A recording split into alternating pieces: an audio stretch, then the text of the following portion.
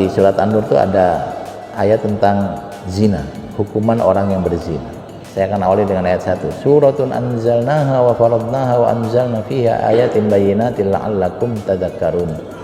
Ini adalah surat yang kami turunkan. Jadi ini surat bukan bikinan Nabi Muhammad, tapi Allah yang turunkan. Wa faradnaha, dan kami wajibkan.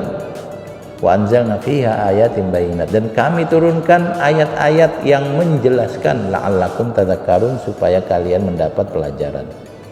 Masuk kita ayat kedua, Pak. Az-zaniyatu waz-zani fajlidu kulla wahidin minhuma mi'ata jaldah. Pezina perempuan dan pezina laki-laki cambuk 100 kali. Bapak dan Ibu sekalian, ini kok kejam banget dicambuk. Jangan khawatir, kalau kita nggak ada niat zina nggak akan dicambuk. Yang takut dengan ayat ini kan yang berzina, Pak ya. Kalau kita mah nggak takut, baca biasa aja dong, kita nggak zina kok. Nah, di sini Al-Qur'an menggunakan az-zaniyatu, pezina, bukan orang yang berzina. Kita bedakan antara pezina dengan orang yang berzina. Kalau orang yang berzina itu melakukan zina, tapi kalau pezina itu profesinya berzina. Bedakan antara saya menyanyi dengan saya penyanyi. Kalau saya menyanyi, saya bisa nyanyi lagu apa kek gitu. Apate, aha, aha, misalnya gitu bisa saya. Tapi kalau penyanyi beda. Penyanyi itu dia harus latihan vokal, menghafal lirik, punya manajemen, tampil di acara-acara, ya paling nggak di acara kawinan misalnya. Lalu kalau bisa dia punya cover-cover lagu di YouTube. Sama, main futsal dengan atlet futsal beda, Pak. Main futsal kita bisa main futsal. Orang kadang-kadang kalau mahasiswa itu baru pulang kuliah masih pakai baju batik langsung main futsal bisa. Tetapi beda antara main futsal dengan pemain futsal. Kalau pemain futsal dia harus punya seragam, punya klub, punya pelatih, latihannya seminggu berapa kali, harus tanding, masuk liga, profesional dan seterusnya. Apalagi misalnya, ini ayat yang mirip ada di surat Al-Maidah kalau nggak salah.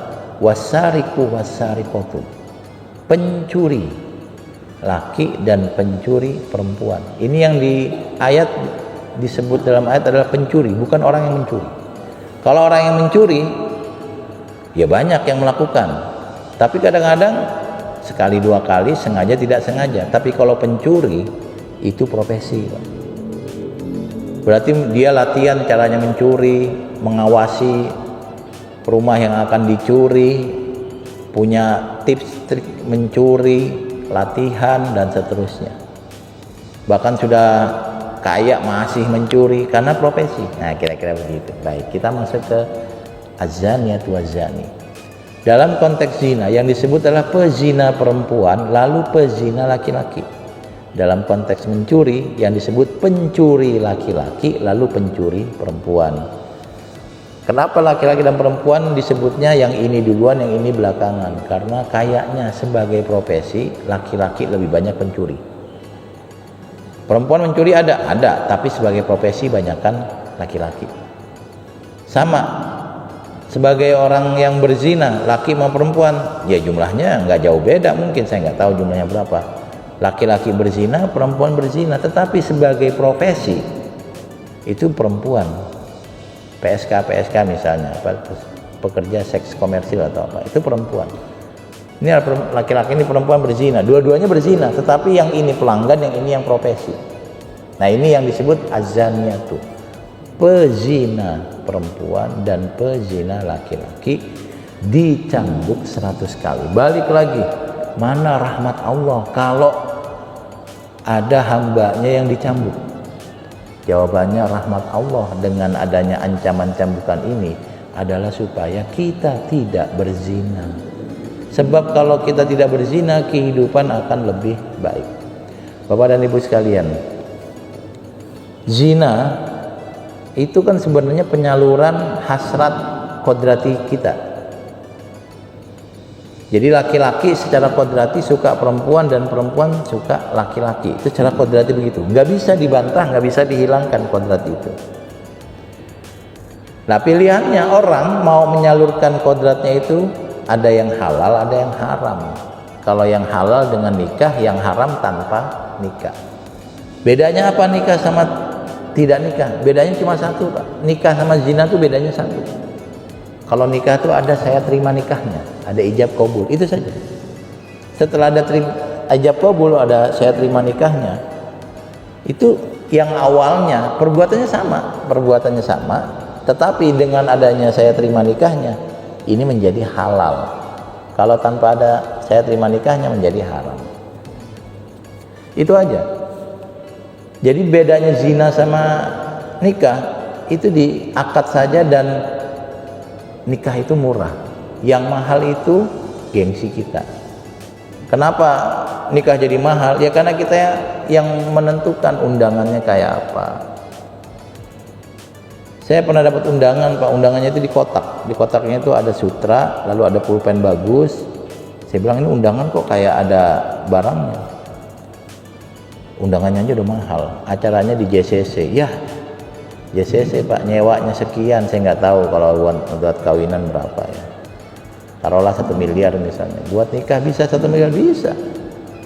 Kalau menyewa masjid kita di bawah juga bisa, nggak sampai 1 miliar kalau nggak salah, Pak Haji ya, nggak sampai. Kalau mau lebih murah lagi pakai tenda di rumah. Kalau nggak ada duit pakai tenda RT yang buat kematian itu. Sekarang ada model nikah itu di KUA, lalu selamatan saja. Kalau undangan mahal, ya kita bisa nyetak yang murah 10.000 bisa. Bahkan kalau sekarang udah nggak pakai undangan cetak, pakai WA juga bisa, WhatsApp. Kalau masih dianggap susah, bikin spanduk aja, Pak. Spanduk besar, nama-nama di bawah ini diharap hadir pada acara pernikahan tanggal gitu. Ya kita mau bikin undangan yang tadi yang 500.000 satu undangan, bisa yang 10.000, bisa yang lebih murah, bisa, Pak. Tadi tendanya bisa yang mahal banget, bisa yang mahal aja, bisa yang biasa, tergantung kita yang nentuin. Hidangannya juga kita nentuin. Bapak mau prasmanan, ada 10 makanan, ada 7, ada 5. Saya pernah hadir ke acara pernikahan seorang kiai besar. Itu hidangannya cuma satu ternyata, nasi rawon. Jadi di meja itu nasi banyak, nanti ada yang nungguin. Ada yang datang dikasih kuahnya. Dan nggak tahu kenapa nasi rawon tuh emang enak banget, Pak ya. Saya nggak tahu itu nasi rawon tuh enak banget. Mungkin masuk 10 besar makanan ternak sedunia yang pernah saya makan. Saya nggak banyak makan ya soalnya. Itu saya makan enak, lalu saya duduk. Lalu pas yang jagainnya ganti orang, saya maju lagi ngambil lagi. Nambah saya, Pak, 2 kali, Pak. Nggak malu, saya orang enak kok. Saya yakin tuh yang punya acara juga seneng kalau rawonnya habis. Bisa begitu? Bisa. Bisa. Mau jajanannya banyak, jajanan dikit, kita yang atur. Kita yang atur, kita yang nentuin. Nah, balik lagi. Kita punya hasrat kepada lawan jenis. Laki berhasrat pada perempuan, perempuan berhasrat pada laki-laki. Allah pilihkan nikah, bukan zina. Kenapa? Karena nikah itu jauh lebih baik, lebih mulia. Saya kasih gambaran. Kalau nikah, laki-laki dengan perempuan nikah, dia akan terikat. Ini kan orang-orang yang di masjid ini kan orang-orang baik semua, orang soleh-solehah semua. Jadi nggak sulit untuk menerima. Ini kan kalau nanti ada orang yang mendiskusikan kenapa kok zina dilarang, ya kita bisa sampaikan. Orang yang terikat dengan nikah ini relatif bisa bertahan sampai maut. Kalau orang berzina beda. Kenapa perempuan mau berzina dengan laki-laki? Karena dia muda, sehat dan kaya. Coba kalau udah tua atau dia sudah miskin atau dia penyakitan mau mati, siapa yang berzina pada orang mau mati? Nggak ada. Perempuan juga sama. Laki-laki berzina dengan perempuan karena dia muda, cantik. Kalau sudah tua, penyakitan, ada yang mau berzina? Nggak ada yang mau. Sementara kalau orang dengan pernikahan, saat sehat dia bahagia, saat sakit dijagain, saat punya uang bahagia, saat nggak punya uang juga tetap bersama. Kita adalah hasil pernikahan, dimana kadang-kadang nggak punya duit juga kita tetap bersama. Yang kedua, Kalau tanpa diatur dengan pernikahan, kita kayak binatang. Saya nggak kebayang, Pak. Kalau manusia seperti binatang. Saya kasih ilustrasi, misalnya ada ayam jantan datang ke RT kita, dilihat ada betina, dikawinin. Ayam jantan sama betina kawin, nggak pakai akad, Pak, nggak ada penghulu, nggak ada undangan. Lalu ayam betinanya bertelur, 10 telur misalnya, yang 5 digoreng, yang 4 netes jadi anak. Ini ayam jantan, ayam betina, netes jadi anak, punya anak. 6 bulan kemudian anaknya udah gede, ayam jantan datang lagi, kawin sama ayam yang kedua ini. Kita nggak tahu nih ayam ini statusnya istri apa statusnya anak. Lalu ayam ini bertelur lagi. Ayam yang bertelur lagi, kemudian sebagian dijual telurnya, sebagian ditetaskan. Jadilah ayam generasi ketiga. 6 bulan kemudian dia gede lagi, udah ABG, datang lagi ini, dikawinin lagi sama ayam. Kita nggak tahu dia statusnya istri apa cucu apa anak, karena dia adalah istrinya tapi anak dari yang ini, tapi juga cucu dari yang ini, kawin lagi. Masa kita mau kayak gitu? Nggak mau kita. Allah atur supaya kita bahagia, dan supaya aturan ini berjalan, yang melanggar dihukum. Dan ternyata nikah itu nggak berat, karena syarat rukunnya, syaratnya juga nggak berat. Secara kodrati kita punya hasrat pada lawan jenis, lalu Allah pilihkan nikah yang jelas lebih mulia daripada zina. Bapak dan Ibu sekalian, ada orang yang bertanya, kenapa zina dilarang? Kan suka sama suka. Ada laki-laki berzina dengan perempuan, dia bahagia, end of story, selesai. Siapa yang dirugikan? Nggak ada yang rugi, dua-duanya bahagia. Itu katanya begitu. Maka ada yang bilang nikah itu antarodin, suka sama suka. Tapi Bapak dan Ibu sekalian, ini di zaman Nabi ada seorang pemuda pernah datang, lalu dengan lugas bilang ke Nabi, ya Rasulullah, idzan li bizina. Nabi, saya minta izin untuk berzina. Mungkin dia punya punya hasrat yang besar, lalu dia minta izin, mudah-mudahan diizinkan Nabi untuk berzina. Lalu kata Nabi, sini mas, ini dalam bahasa kita ya, sahabat-sahabat yang marah itu bilang jangan diapa-apain, sini. Lalu Nabi tanya, atuhibbuhu li ummik, apa perasaanmu kalau ngelihat ibumu dicium sama laki-laki lain? Apa perasaanmu kalau ibumu digandeng sama tetanggamu? Apa perasaanmu kalau ibumu dicium lehernya oleh rekan kerjanya? Apa perasaanmu kalau ibumu dipangku sama orang lain? Laki-laki bilang, saya nggak mau Nabi, saya nggak rela Nabi. Siapa yang rela ibunya seperti itu? Nggak mau Nabi. Saya akan marah, saya akan sedih, saya akan kecewa. Padahal orang berzina bukan cuma digandeng Pak, bukan cuma dicium lehernya, lebih dari itu. Saya nggak mau Nabi. Lalu Nabi nanya lagi, atau hibbuhu li zaujatik,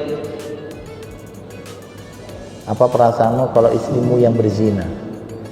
Laki-laki pulang lalu ada istrinya bersama selingkuhannya, apa perasaanmu? Apa perasaanmu melihat istrimu dicium laki-laki lain? Apa perasaanmu istrimu kemudian melakukan perjalanan jauh sampai nginep di mana begitu? Wah, saya nggak mau Nabi, saya nggak mau itu terjadi. Saya akan marah, saya akan sedih, saya akan kecewa. Atau hibbuhul ibnatik, apa perasaanmu kalau putrimu yang berzina? Bapak dan Ibu sekalian, zina itu kelihatan ini karena kita nggak terlibat langsung ya, tapi sebenarnya luar biasa Pak. Saya punya cerita begini. Ada keluarga datang ke saya waktu saya masih SMA malah itu ya, atau masih datang cerita, bang anak saya hamil masih SMA, gimana ini? Saya bilang setelah ngomong beberapa basa-basi, pilihannya 2 dan itu dulunya nggak enak. Pertama, dia tetap lanjutkan hamilnya sampai lahir, dia menikah dengan pacarnya itu, tetapi pasti keluarganya rusak, pasti. Ini ada anak SMA Pak, kawin Yang ini belum kerja, ini belum kerja. Ini masih muda, gampang berantem. Kira-kira kalau kawin berapa lama awetnya ini? Kalau pacaran beda sama kawin, Pak. Lalu kalau kemudian dia menikah, lalu anaknya lahir, suaminya pasangan ini bercerai, anaknya baru lahir sudah langsung broken home dia. Itu nggak baik. Yang kedua, digugurkan kehamilannya, dan ini juga buruk. Nanya ke saya, terus mana yang dipilih? Lah, mana saya tahu, masa saya yang milih? Yang ini jelek, yang itu jelek. Tapi kan gimana begitu? Itu saya nggak tahu, itu pilihannya, dan Anda sudah tahu itu pilihannya. Apapun yang dipilih pasti ada buruknya. Kenapa? Karena dari awal memang buruk. Terus gimana? Ya Anda pilih saja. Bapak dan Ibu sekalian, itu selama waktu yang lama keluarganya stres, Pak. Stres. Kenapa stres? Dia punya reputasi yang hancur.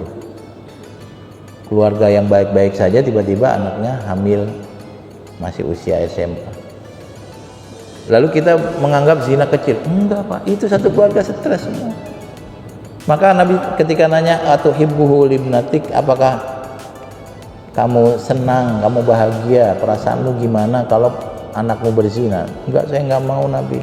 Saya pengen anak saya punya suami yang baik, yang menjaga dia, menyayangi dia, menghormati dia, yang bisa mencukupi kebutuhannya, membahagiakan dia, dan seterusnya. Saya pengen itu. Siapa sih yang ketika bapak dan ibu ini punya anak perempuan, itu pasti keinginannya adalah anak kita akan bahagia, pasti.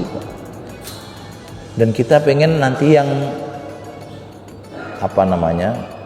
dia akan menikah dengan laki-laki yang membahagiakan dirinya. Itu keinginan kita, Pak.